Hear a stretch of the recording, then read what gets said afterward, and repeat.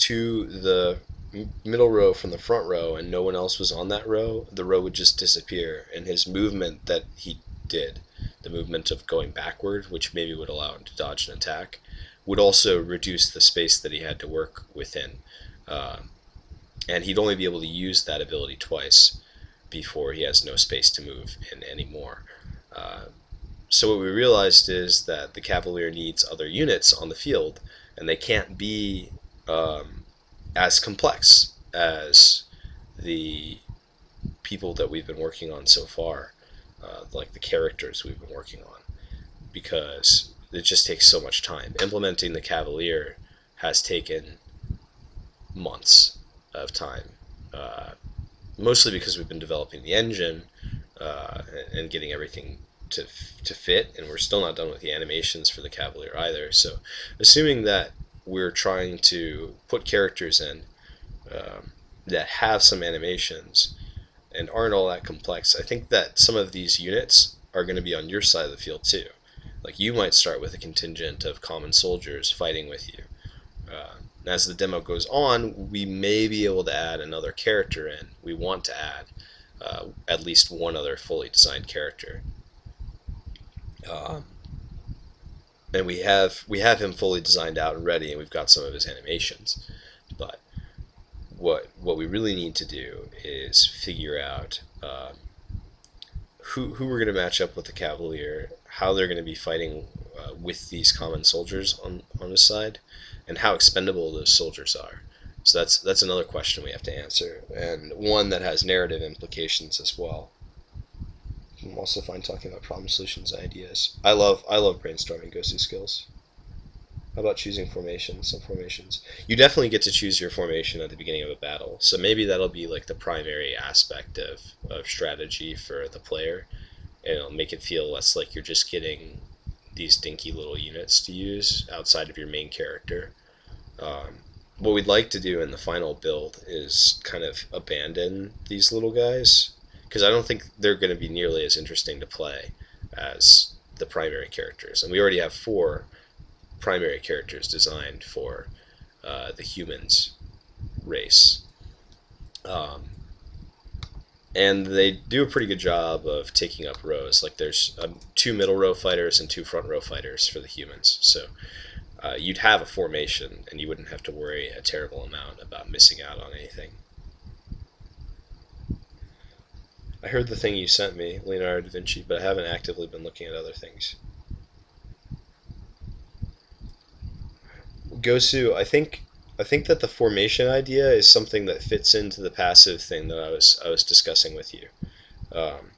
Like, for instance, if I have a bannerman on the front row of the enemy side, and the bannerman's granting passives to all of the common soldiers, then those passives, like, the passive could be that they all shield up, and maybe there's an animation to show that. So they go from just being sword guys to, like, tanks. But the bannerman's exposed somewhat. Maybe these shield bearers can tank attacks for the bannermen, or they split damage amongst themselves on the front row. And these are all solutions that we could use to make it viable for a bannerman to sit on the front row, and also to give the player a reason to try and punish the bannermen over these common soldiers and make them fall back to the second row. Experience for all characters in the field. Enemy can adapt by also gathering experience. Add additional enemy to the field. Experience. Well, we have an experience system. I'm not sure exactly what you're talking about in terms of traditional experience systems. The way ours works is you don't get experience from battling. You get experience from completing quest lines, essentially. So no matter how many battles you take, the only thing you're going to be getting is gold and items. You level up by completing sections of the narrative. To gather experience through pass. That's interesting, Gosu. As in, like, the enemy force becomes larger, maybe, or has, like, more advanced units. That's something that we could implement for sure. I'm all about cool ideas like this. I just don't want to increase complexity any more than like the scope of designing these interactions. Maybe it would cut down on what we need to make the player feel like they're fighting enemies that are growing and are more powerful. We had a Yeah, next time it'd be harder to fight. We had a number of ideas for how we might go about doing that. We have this one thing in the demo where we're thinking about you trigger a sequence and all of the towns that are aligned with the antagonist, the primary antagonist, start spawning units. And when those units move to a shared location, they combine forces. And so it would be largely the same thing you're talking about. If you didn't go and clear units, there would be certain like strongholds of guys that would be more difficult to deal with. Um, I actually need to write that down. Enemy units can stack with one another on capital aligned locations on certain capital aligned locations, period. Those encounters will be more difficult.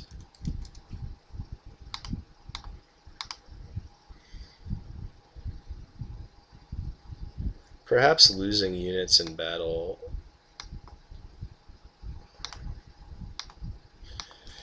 Perhaps. No, because that cuts into the design space of one of the other characters that we had. I was thinking about a potential gold sink being like buying units, but I think it'd be better if you buy weapon upgrades or armor upgrades for the units that are fighting with you. And that's all stuff that we're going to have to figure out in terms of how much complexity it adds. Of course, so I'm thinking about your schedule, and to be honest, it's really tight one. Polished.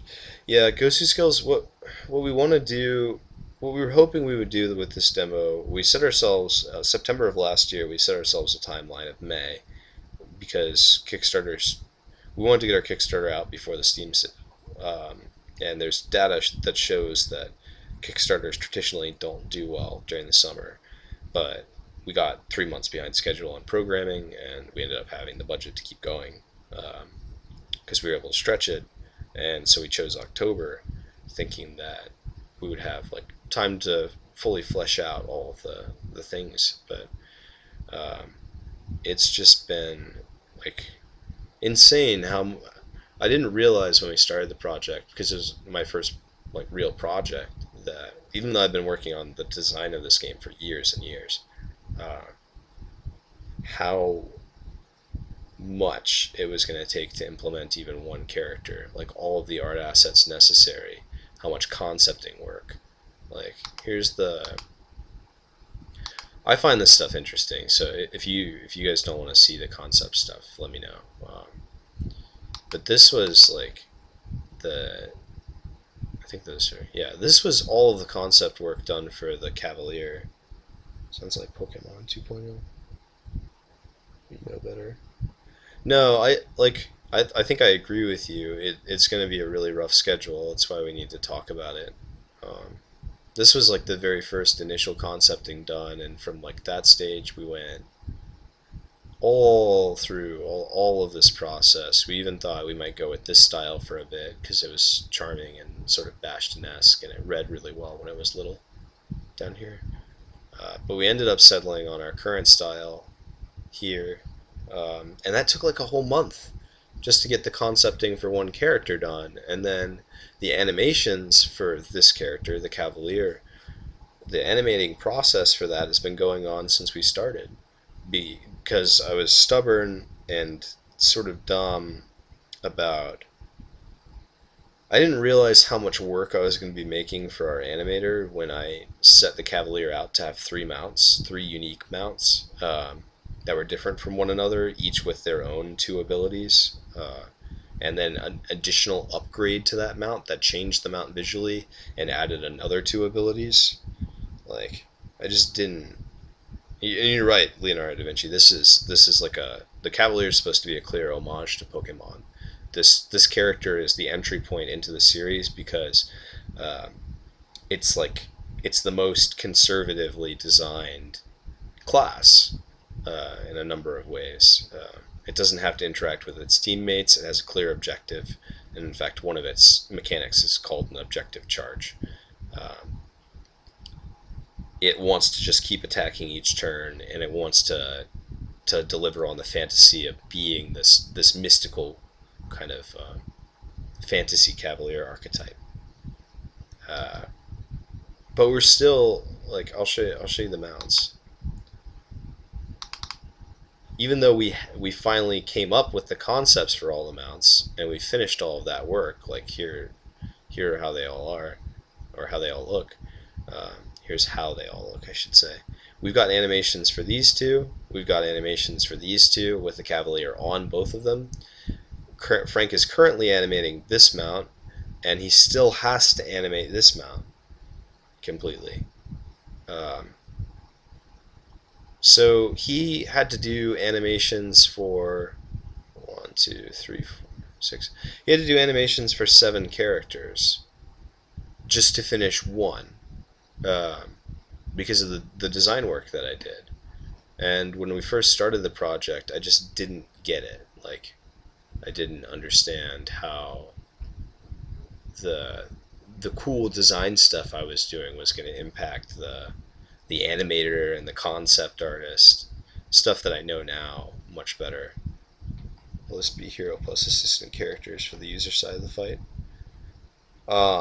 Yes, yes. The cool thing about the Cavalier is he's got his own assisting character built in. Um, so you get to pick between at level 3 you gain access to your mounts.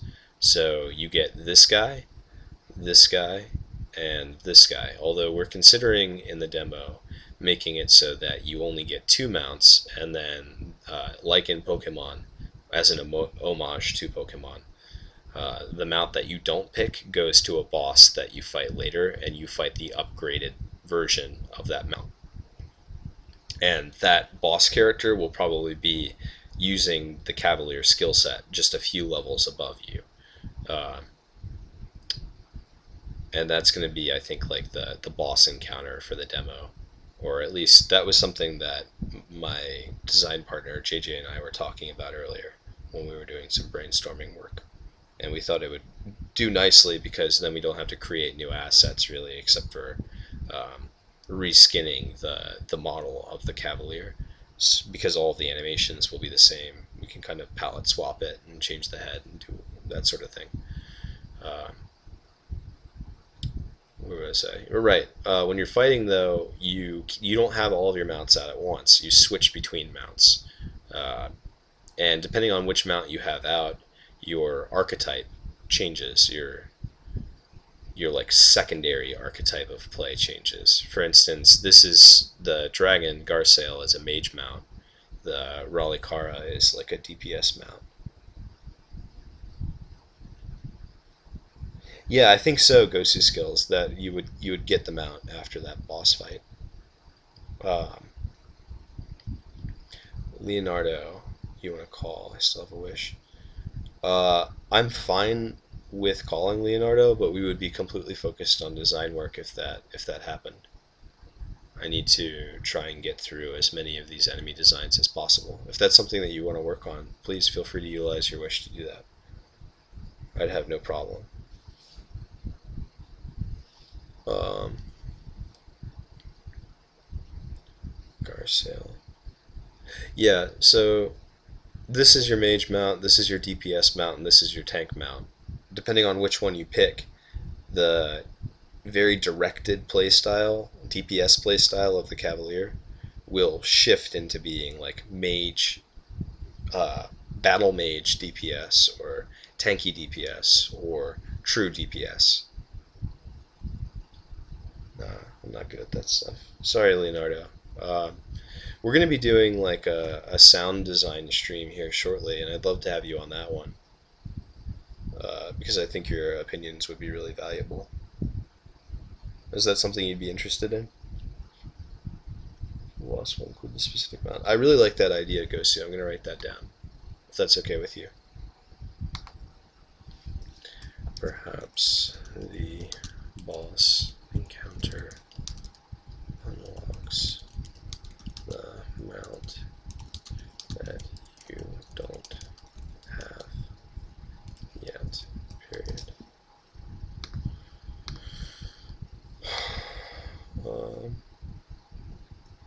So anyway, that was one of the lessons I learned, and it's something that we've avoided ever since. Is characters that have, well, that's not immediately true actually. When I got into working on the Goblin, fine, not monopolize on my ideas yet. Well, that's kind of you. When we were working on the Goblins, I made a summoner class and like another summoner class, and that one has some animations that we'll have to work on. But we're not even going to get to working on the Goblins until like, I don't know, 2016 probably. They'll be the next race that gets implemented after humans, though, I think. Anyone who contributes an idea, by the way, gets their name in the credits. So I'm gonna throw like a game that an idea that goes into the game gets you in the credits. So I'm just putting your credits.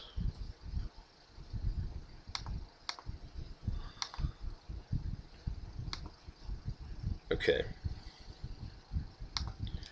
So, Cav boss. So, we need like modular brick guys, essentially. We need like I can stack this guy on top of this guy on top of this guy and make an interesting encounter. And they have to be interesting in and of themselves. So even if we just have the first encounter being your fight with common soldiers and you fight against like four of them and they're all on the front row against you, it needs to be that their passive triggers off of one another. Or like they're stronger fighting together than they are fighting alone. And that would make sense for an organized group of soldiers. And it's something that we can change for more disorganized groups like raiders or bandits while keeping the same common structure. Guess who's back, boys? Oh, Flame Fox, welcome.